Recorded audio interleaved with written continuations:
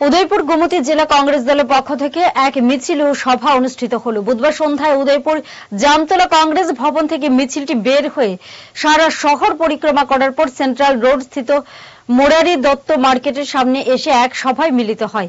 এতে উপস্থিত ছিলেন কংগ্রেস দলের গোমতী জেলার সভাপতি টিটন পাল, রাজ্য যুব নেতা শাহজাহান ইসলাম, মিলনকর সহ অন্যান্যরা।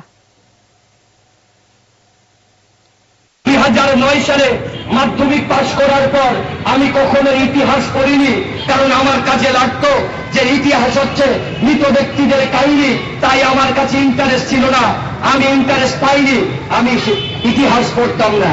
14 সালে এসে এই নরেন্দ্র মোদী আর অমিত শাহর কথাতে বারবার যখন বলছিলেন 70 साल में देश में कांग्रेस का सरकार कुछ नहीं किया, তখন ইতিহাসটা তুলতে লাগলাম।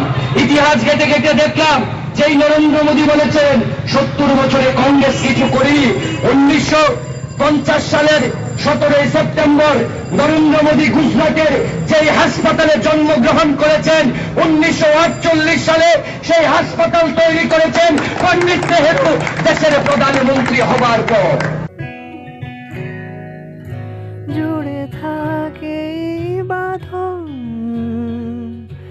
আপনার চেয়েও আপন,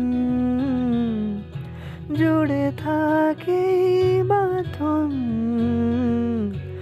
আপনার চেয়েও আপন।